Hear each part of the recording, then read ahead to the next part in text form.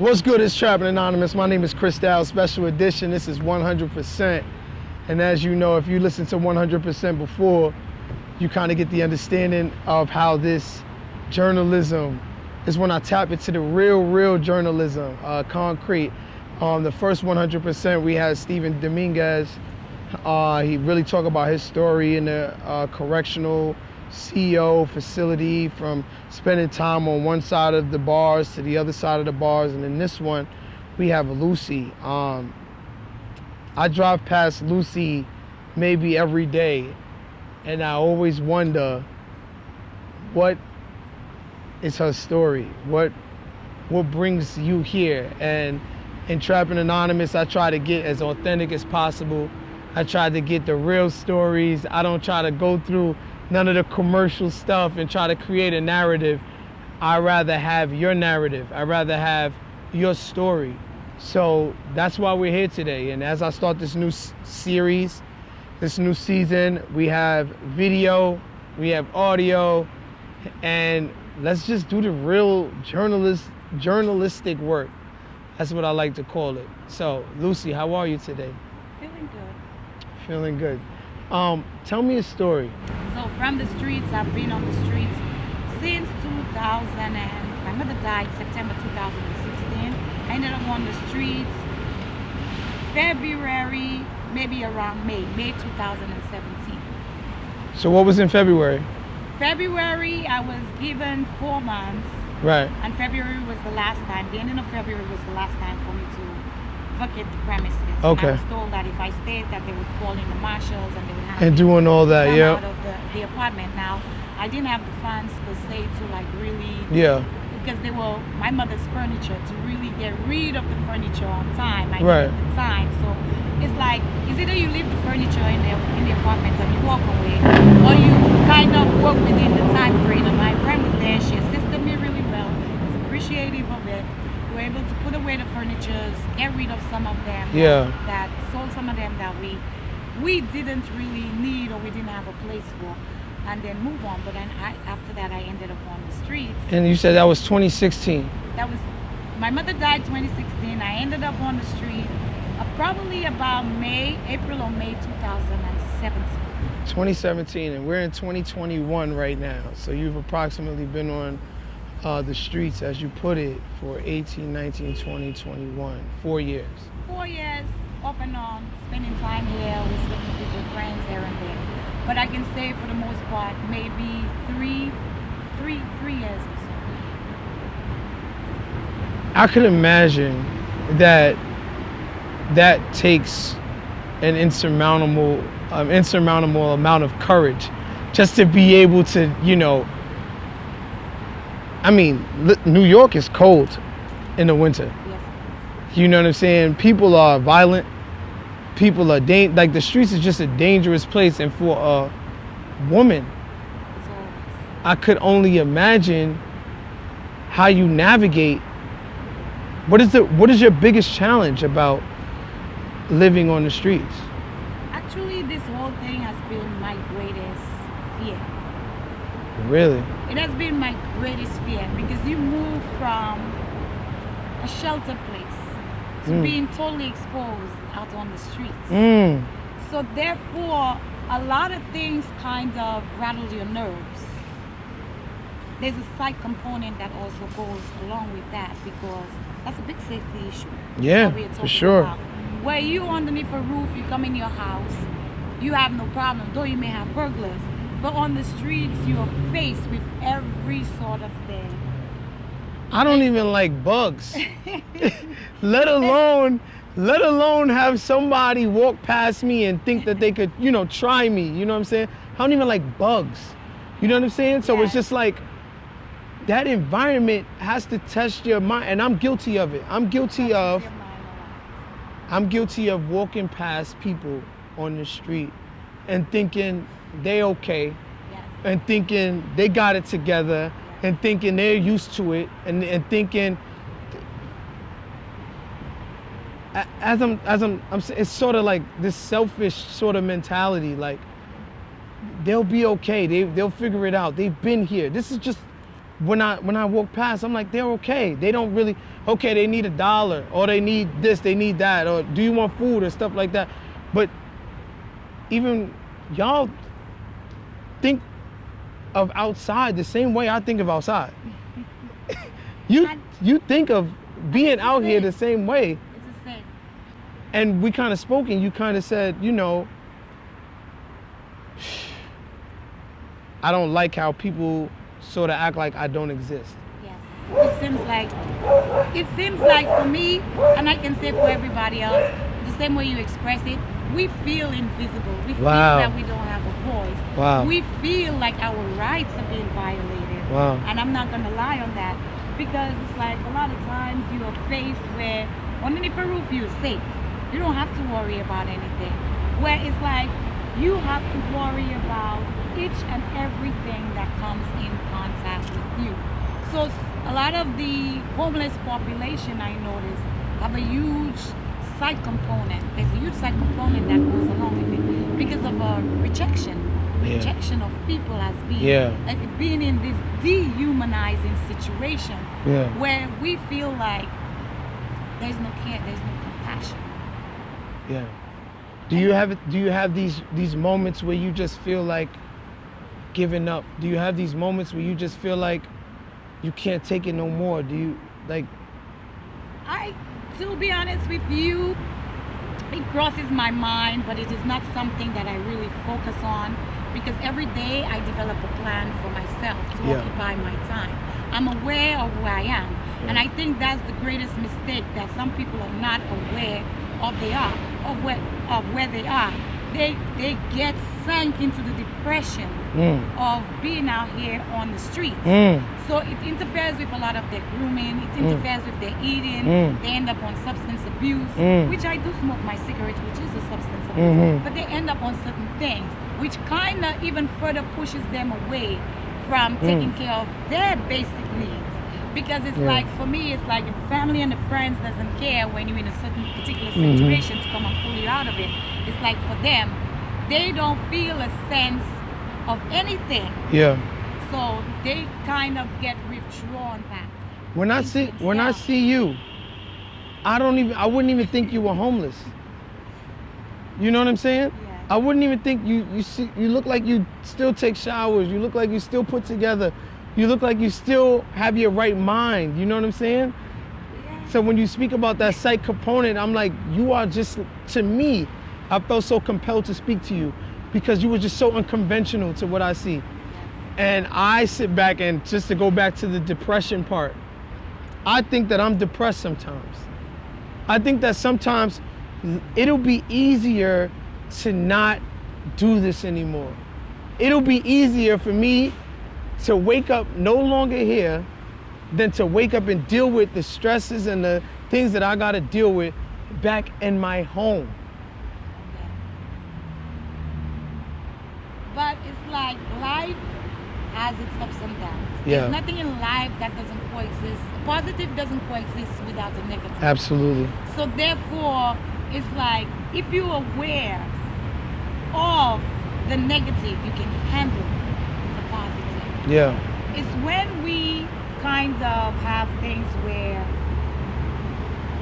and not when we kind of have things where we can bring on the stress ourselves, but it's for the fact that if you have a sense of awareness of where you are always attuned to what's next to you, in front of you, beyond.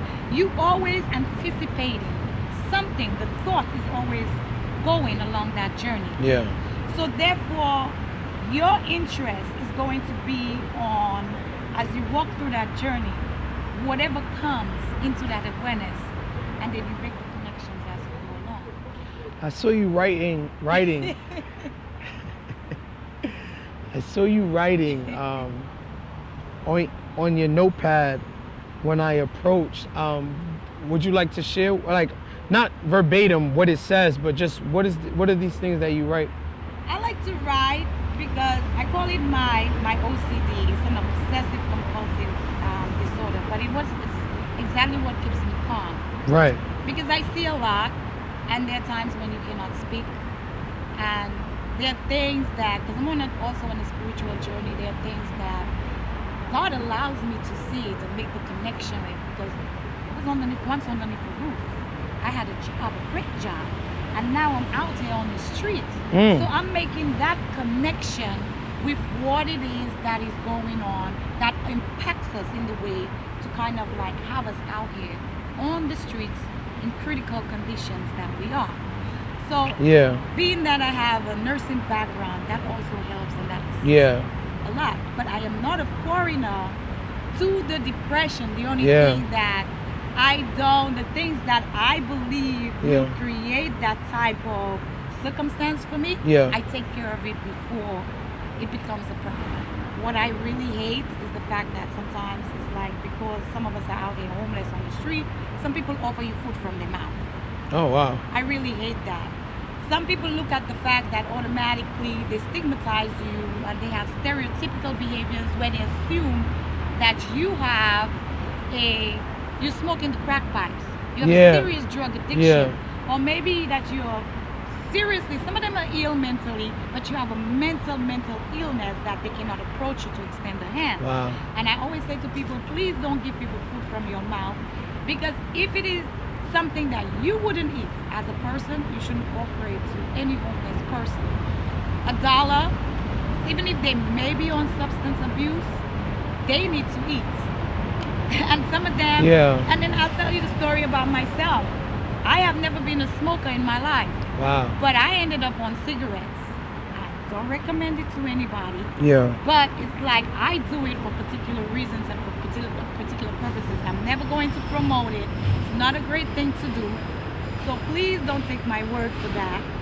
But it's like, as you become on the streets, you have to find behavioral modification. You have to find ways of channeling your energy, ways of distressing yourself. And it is much more difficult without the exposure of those things that are readily available that some people secretly use underneath their roof. But you see it out here in the streets as their most pivotal problems and issues, which is not. What's the hardest part of all this? What is the hardest thing to deal with? What plagues you when you like sort of go to sleep? Like what is that thing that, you know, my heart goes out, though I'm in the situation as well, my heart goes out to the other people that I meet down on the street, because a lot of times, sometimes they don't have it. The welfare program doesn't give them enough funds, because I've been on welfare. $200 and something if you have to buy a meal every day. It doesn't allow you to buy a meal for a whole month unless you're nicking little and little and little by it. So for me, I always like when people hand them over something. $1 or $2 doesn't hurt. You understand? I've met some people out there that's homeless, that's really, really very, very honest. Though they have money in their hands, they still beg, but they tell me I need it for me to eat. And I've come to realize that if today they have a meal, tomorrow they don't have a meal. So though they may say, okay, I want to get some drugs with it, because maybe the drugs will put them out of their mind. But some of them are genuinely real and transparent enough to say, I need some extra money. So please give an extra hand, $1. You understand? If you so don't even trust as them, I'm asking you, $2 doesn't hurt out of the pocket. Your hardest part, and all you can do is put your heart out for other people. Because my heart bleeds in the essence of that, not for the fact that I feel like I am better, but I've had the experience of working and taking care of people. When I worked in the emergency room, I worked in a small hospital. We were in between, the buffer between Mount Sinai and Harlem Hospital. So we got the people that were regularly out there in the neighborhood. The homeless people they would pull out from underneath the train tracks. These were people that I gave priorities to. So these were people that allowed me into their house and they taught me certain things. So therefore, it's like, as I grew up on the streets, I always keep in mind certain things. I'm a nurse first, wherever I go. Wherever I go, whether or not I'm not practicing it, I'm a nurse first. So that's my #1 priority. How did you lose the nurse position? I didn't lose the nurse position. I actually retired from my position because I was disabled on the job. Because you was disabled on the job? I became disabled. Can you speak on it? I don't want to really speak about my disabilities. Okay. But I became disabled on the job. I had a couple of accidents, car crash. I have a couple of medical issues. What's a car crash? A car crash, a car accident. Okay, car crash. Yeah. Okay. Car accident. I guess I just have problems with my feet. Yeah. So it's like it kind of over the course of the years. Yeah. You understand? It's like you work as a nurse, but it was places where I kind of like I've had those issues for ongoing issues, but I kind of neglected it myself. So Would they be it's like mental issues or physical issues? physical issues? Mentally, we all have a mental problem. Okay, We that's all have a interesting. mental problem, but I really just being out here, it has a huge set component that's really changed me. Hell yeah. Because the times when I used to be nice and I had the patience and it's like you can really sit down and you can really do certain things. Now it's like it's all about this hypervigilant behavior. You become paranoid because it's like you get so much coming at you. You understand? You Everybody get to feels like an neighborhoods enemy. where people feel like they own the streets, they Yep. own what's going on around. Yeah. Though there's no breaking and enter into their buildings, it's like Yep. people don't like us. Yep. Like, camouflage in the area, so it becomes a problematic thing for certain people. So for Even me, when it's I like- come outside, I'm always turning around. I'm always watching my back. I'm always trying to make sure nobody's running up on me and this, that, and the third. So to live with this every single day, and I can't stress enough, being a woman, I could only imagine. I'm gonna let this siren pass. As we're talking about safety, sirens go off. But I could only imagine the mentality that this puts you in, how sort of maybe aggressive you become and how standoffish you sort of, become towards people. What about your family? Do you have like, does family walk past you? Do they ever come by? Do they stop by? Are they even around? Like, family is around, and I think a lot of people cannot understand how I left from nursing to being out on the streets, because for me, it's none of their business. Number one, not every circumstance call that you give people the details of your life. You understand? You wait and see who's going to be available to extend that hand. That's when you get to know who's who among you.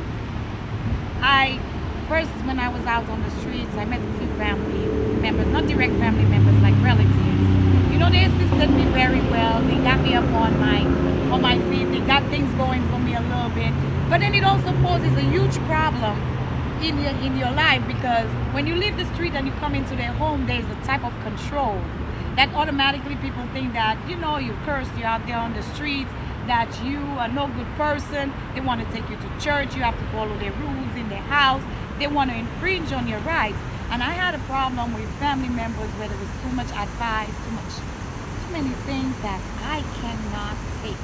I couldn't take it, so I had to let go of the family and be on my own. Now, am I ever going to talk to family and include them in my life? My direct family? Absolutely not, because I think before my mother died, I'm going to be honest on that, my mother asked them and she said to them, your sister is not working, can you please lend a hand? The first thing that came up in their minds was that we didn't make her disabled, so that means that was the response right there that I got. But anyway, like my cousins came, they assisted me. I'm suddenly sure they heard from my cousins that your sister's out there on the street, can you please go and see what's going on? I never get that type of receptiveness from them, so therefore it tells me that they don't want me in their life and I shouldn't push for them to be in my life. So I don't want to speak to them, to be honest with you. one of the first things you told me was you don't want any help. You said you don't want to do the interview if it meant you would be receiving any type of help, whether it be financial, whether it be whatever kind of help. You said, this is not a pity party. Yes. This is not for you to feel, I want to share my story, but I don't want any help. Do you have a problem with receiving help? To be honest with you, let me answer. Monetary wise, I'm not looking, because a lot of times I think they believe that the homeless population is out there and exploiting their pockets and running a scheme. And I've seen it being out there on the streets. But it shouldn't take away from certain people recognizing when certain people have needs. Because I go out there, they have times when they approach me, they ask me if I have it, I give it to them. And it's not a scheme. But those that decide to scheme, in that particular situation, they give the other homeless population a bad name. But like I said to people, I kind of go out of my pockets. I pick up clothes out of the neighborhood. I give to those people that need a change of clothing, that needs to get to the stores, to get what the food that they need. Because I've been in places where I've been down. I've been told you can't use the bathroom. I've been told we don't want the homeless population coming to our store, maybe perhaps because you don't practice hand washing hygiene, or you look dirty, you look gingy, you look I feel terrible. I'm gonna tell you why. I feel like God has blessed me so much. And not just monetarily. God has blessed me with a good family, a good home, structure. And I don't do all that I can do for people in need. So when I hear that someone without finds time to give, finds time to do, it makes me think about all the things that I could be doing, all the things that I probably should, because we all are connected, we all are one, we all are people. And if I have the means to do it, or if I have clothes, or if I have, last month was the first time I ever donated to a men's shelter. That was the first time I ever donated in my life. And I have tons of things that I don't need.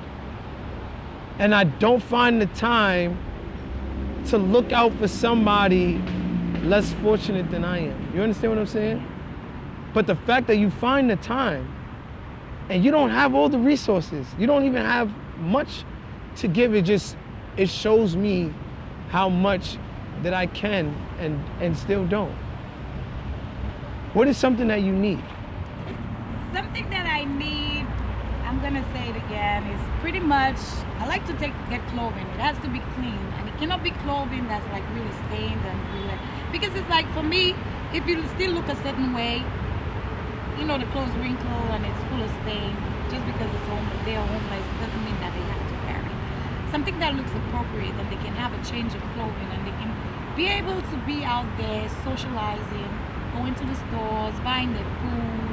If they don't have a place where they can take a shower or go and clean up themselves, at least they can change the clothes, throw it out in the garbage. Okay. It doesn't have to be brand new. It can be something that you And this is a facility you want? Not a facility that I want, but sometimes in my location over there, those bins have clothes. I keep clothes in it. Sometimes people approach me without shoes. They need a pants or something. Because I know sometimes the smell, the aroma, it kind of bothers a lot of people, and some people quick to chase them out and say, just get out of my store. But it's like, I hold the clothes, I give them a change of clothes. And they know that they can come to you for this? They know that they can come to me for it. Some people in the neighborhood actually know that I pick up clothes. So they'll ask me, they'll bring me blankets, they'll bring me different things. Wow. I distribute it as I want to. Sometimes I take it downtown, put it in a shopping cart, and I bring it to some people downtown, so they're warm, and they have some clothes, they have something for them to utilize. If I could do anything, and use my voice or my platform for anything, it'll be to get you some clothes. To make sure that you can help other people. God is not done with you, he's not done with me. But if there's something that I can do, then if I have a mission, I'm gonna make sure I get you some clothes so that so that you could do what I feel you feel is meant for you to be doing, you know, because I think that there's a reward in that for all of us. There's a reward in being able to do what we feel we are called to do. So many people feel that they're called to do things and never get around to it. So the fact that we had the opportunity to get around to it, I think that's, you know, extremely important. I can't lie, you got a setup over there. You got a couch, you got a little nightstand, you got a table, how do you get such a, you know, I mean, police don't bother you, no one bothers you? People bother me, but at the same time, it's like, because some people in the neighborhood, I've known them, I've been in this neighborhood for about 3 years, Yeah. going on 4 years. So usually it's like if they walk by with the dog, they look out. Some of the homeless brown people, we have our own language where we look out, we kind of look out for each other. Nice. And stuff. Yeah. So it's okay, but then it doesn't mean that you understand trouble is not going to come, or Absolutely. you're not immediate from trouble. One of the most things that, like I was saying before, that you get a lot of approaches, advances. You get a lot of inappropriate. Go ahead, you could be blunt. You could be blunt. Tell them what are some of the things that they say to you? You get a lot of advances out here in the streets. You get some of the young, some of them, you know, out of their race, out of their thing. They just come, just soliciting. I have money. Can you do X, Y, and Z? Yeah. For me, I think automatically when you're on the street, they expect the languages that you're a prostitute for the dollar bill. You lend your body over to a science, to decomposing science, to get a dollar bill to put some food in their mouth. And I prefer for some of you to please don't neglect them when you see them begging for the money. Just give them a couple of dollars so they don't have to. They don't have to compromise their lives in that particular type of situation, because they are a target. They're a real target for certain people that are out there on the street, certain people that are loners, certain people that have impulses, certain people that have certain bad habits and some bad behaviors, and they cannot contain it underneath their roof. They come out here and they show it, and I see their face all the time. I've gotten really, really aggressive and really, really harsh with some of them, where you have to push them away. You have to push them away, because I've laid down here, I've been touched, and sometimes people pass by and they kiss me. What? Sometimes people don't want to come out in your space. Sometimes people come up to you and they have like plain old flat affects, or what you call people being catatonia, where there's no expressions on the face, but they're asking you to go to bed with them. Which is like, sometimes if I say no, the person doesn't automatically move. Sometimes you have to yell, sometimes you have to scream, sometimes you have to think. So for some of them that's in a worse particular situation than I am, they fall into those loopholes where they feel that I have to be able to do this, to get a few dollars, just to get something just to do. You mean men will come up to you? Yes. Yes. Touch you, kiss you, feel on you. Feel on me out here on the streets. And one of the biggest, I'm gonna be honest, one of the biggest set of people that comes up to me repeatedly is the Hasidic community. And Jews? Yes. You know what's crazy? I did an episode on a dominatrix. And she would tell me that most of the men in her dungeon were Hasidic Jews. And these guys were like, they want her to whip them, chain them, step on them, spit on them. They was into some whole other freaky type of. And these are, we look at these people like, oh, they're so structured, they're so disciplined, they're so, you know, and these guys are coming up to you on the street and kissing you, groping you, touching you. Not them in particular, but I find their approach is very inappropriate, because they're religious, and we all know that. They have their women. They come and they're not a set of people that come out and speak to people randomly. But if you approach me as a woman, you understand? And the conversation is, you sit in your car, you drive by in your car, but you see me in a sitting position, you are like trying to call me over or force me to come over so you can speak to me closer. Or I sit over there a couple of times. Sometimes they come, they don't ask me, Miss, there's a shelter down here, can we assist you with something? They all come to do the same thing, or to see predatory work, to see where your mental frame is, or to offer you to come in the park during dark hours, during their holidays, come and give them a blowjob, or they signaling you, they're giving you body languages, which I find to be very inappropriate. Because if this is your wife from the synagogue, or let's say somebody else from your side, would you approach him the same manner or the same fashion? Now that is the relevance of that. What you cannot escape within your religion, you shouldn't extend it on the outside, because that means that you have no control of yourself. You have only impulses. You're moving on impulses outside, and you're insulting some of us that is out there on the streets. Now, where am I going to fit into your Hasidic life when you come to preposition me in that particular fashion?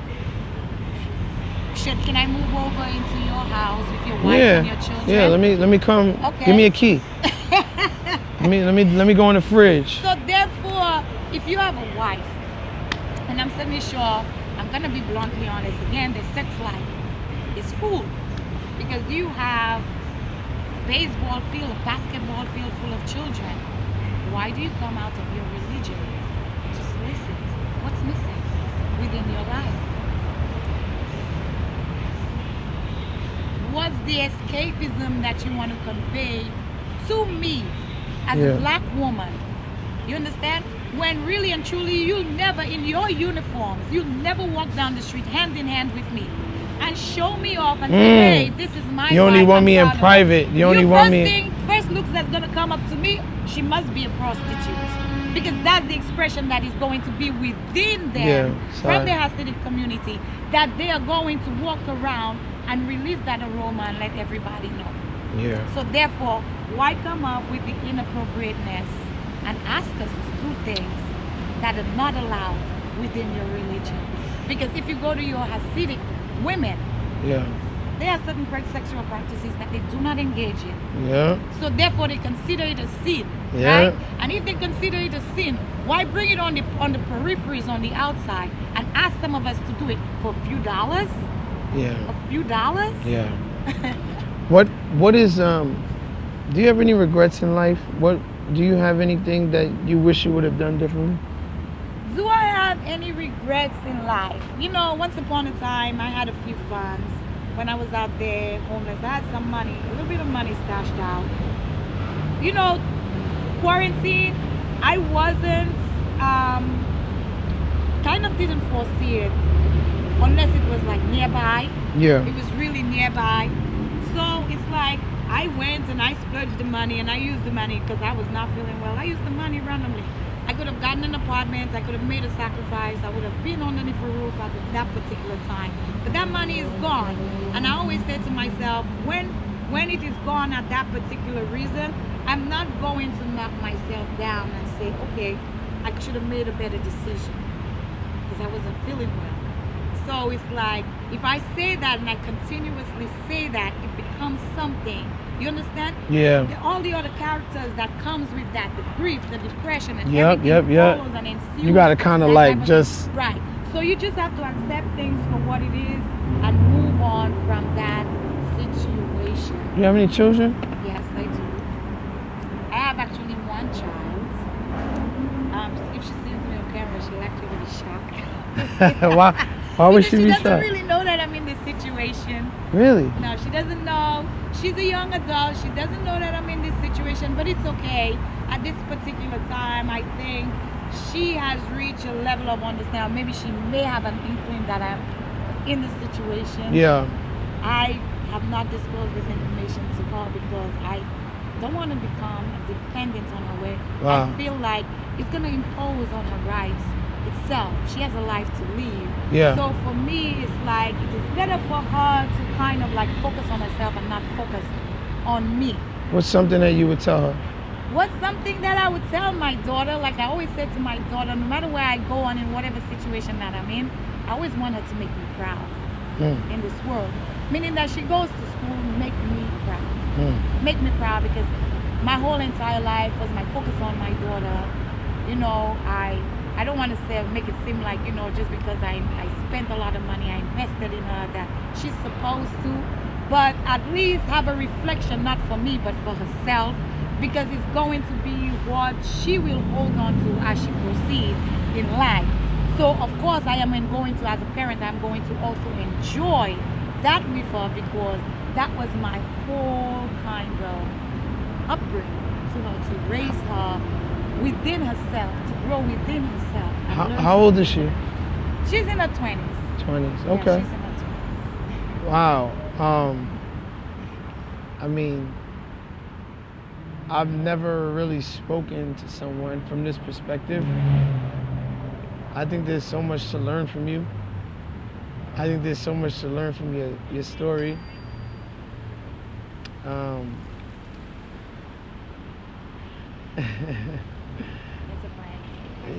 It's so, you know, I really do appreciate having this time with you. Is there anything else that you want to kind of say? People are gonna see this, and this is not gonna be the last time we see each other. And I am gonna get you some clothes. I'm gonna get you whatever support that I can. You know, because I am appreciative, whether you accept it or not. But I think it's important to hear your voice. I think it's important to hear you speak. But I also don't want to impose on your rights where you feel that you need to do it. But if you should... You probably help me more than I could help you. No, but if you should, where you decide, today I'm going to clean my house and I don't need this, I don't need that. You can just gather up a few things, whatever you can bring. I'm appreciative of it. I just always say to people out there, please do not take the homeless people for granted, in the fact that we like to further dehumanize them in a capacity or neglect them and figure out that we're not attuned to their needs, that we have no sort of spiritual bearings in this world. Because the same way you make them invisible, they make you invisible as well, and in the worst way whatsoever. So therefore I always say to people, please just have a sense of awareness. You know, there are times when some of them, they approach me, I'm a nurse, and I recognize that they're not feeling well. They're begging out there, they're walking in the hot sun. They need something for them to drink to hydrate themselves. If I have a few dollars, sometimes it's down to my last penny. I give it away because it's not my moment. If I'm not dehydrated, it's not my moment to have those extra funds. I give it away to somebody else. Sometimes they come up to me for some particular reason, and maybe God pushes them my way after they have been frustrated walking down the street. And first thing people will say, again, I'm going to say, oh, they're going to take the money and go and buy crack. And yes, they do have substance abuse problems, but they need to eat. They need to have certain things. You understand? The substance abuse problem is not going to go away. They're not the only set of people out there with substance abuse problem. A lot of people have those You walk past them every day. Right, and I've seen it where people are constantly detoxed and they become the revolving door patient. Alcohol is something that cannot be readily detoxed. So please, it doesn't mean that somebody has to go hungry. It doesn't mean that somebody has to walk down the street dirty and they cannot enter a store to go and buy something. Sometimes some of them have a little bit of money. They want to enter the store, but they're not allowed to enter the store because they carry an aroma with them. So please, whatever anybody can reach out to them. Sometimes you can go around and you can offer it to them. Some of them, they're kind enough to take it. Sometimes I get things from the storage out there that people throw out. I go through the garbage. I'm like a little iffy about the garbage thing. But I go through the garbage and I wash my hands afterwards. If it has good clothes in it, I take it to the laundromat, I wash it, and then I distribute it. If the clothes are clean enough, they're coming from home, they bring it to me, they tell me it's clean, I take it and I distribute it. And that's all I do. Okay. What did you write? What did you write as I walked up? I want to know. Leave us with this. This is just a little bit of note to myself. Okay. What does it say? It says really today's interview is the inclusion of details of why a North General RN is out there on the streets. Being across the emergency room areas where we are touched by contact gives him clues with the eye on the camera. When I'm told not to misbehave and be just feeds of a recording line, I'll be honest when it comes to speaking out, the vibes that often silence us in the nest, and withholding our secret lives to advance for what it seems. So there's just a note, a synopsis of, I guess, what I picked up around in the area. I'm gonna take it, I'm going to put a signature on it, because for me this interview is very real. This interview means something to me. Like I said to you, though I'm in the situation as well, I'm facing my own issues with it. I'm not saying that I'm better than anybody else, but at the same time, it's like I can understand and I can sympathize with them at their level. I can honestly sympathize with them. I can actually honestly sit down and eat with them. I can actually honestly socialize with them, because it's like I went from nursing to the streets, nursing to the streets.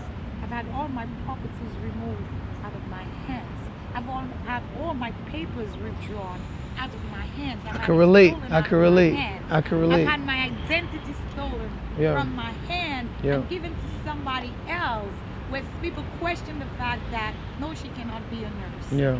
But it happened. I get And it. they'll tell you, oh, get up and go to the shelter. I've been through the shelter. You understand? I've been through the shelter where you take my things and you throw it away. You understand? And I've been through the shelter where you had an 8-bedroom place, and there was a transgender person in that room.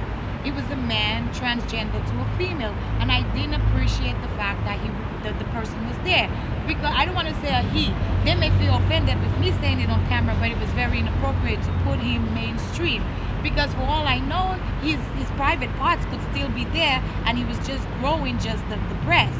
You understand? It's a violation of our rights, whether or not they have it in size or they don't have it in size. He should not be in the room, because clearly sometimes it doesn't mean that he's not going to have feelings for the opposite sex or for one of us. You understand? He's still a man, and he should not be in our company. They should have allowances where he should be in a thing, and then it was a lot of yapping and talking, and then you had to go to sleep when the last person talked. And Yeah, I was it's like a lot of rules, and it's a lot right, of, so you couldn't, this yeah, was so filthy. I was like, listen, You I gotta can get leave out of up there. on the streets, which was dirty, to come and pick up a thing, and then you go in the shower, the water wasn't going down, and it was all filled up. Yeah. I didn't leave the streets for that. so it's better to live where you are now than to go to a shelter and have to fight almost for some sanity and protection than to just be out here and kind of have your own space. Because as I look, peace of mind is the most important. Peace of mind. But I see it as like you have your own space, you have your own world, and I think that is probably the most rewarding in that sort of circumstance. This is Trappin Anonymous. Thank you so much for doing this. I really do appreciate every single moment. This is not the last time you'll see me or hear from me, but we will be connected, and if people are out there to reach out, I'll make sure that you will, as long as you're here, that you'll get those messages and get sort of that comfort or whatever that comes with that, you know? Thank you. Thursday's the best time to rob a bank. Why? Deposit days, paydays. So they're gonna have more money in the drawer. It was a Tuesday, it was raining, it was gloomy. I was off work and I was bored, so I'm gonna go over and rob a bank. How I got caught dolo, I was doing slips. I didn't have to brandish. You see the note, give me the fucking cash. As soon as I leave, I hear the klaxons, the police sirens. There's about 3 precincts in the area, so I dip into the local Taco Bell, right? I know I'm gonna get caught eventually. I already ditched the gun on the side block. Next thing you know, 6 cop cars. converge. Get down on the ground. Me, I'm like, what the fuck is going on? I'm like, I ain't do nothing. I don't know why they on me. Guns pointed on me and shit. I'm like, get down on the ground. Get down on, he has a gun. Once that one cop said he has a gun, shit escalate. Now he's coming closer. I see the safeties clicks off. So I get on the ground. After I'm in the back seat, the niggas that got me, they high-five and dap it up and say, we got him. Say, we finally got your dumb ass. I'm like, what the fuck you talking about? He shows me wanted posters from Staten Island, Queens, Brooklyn.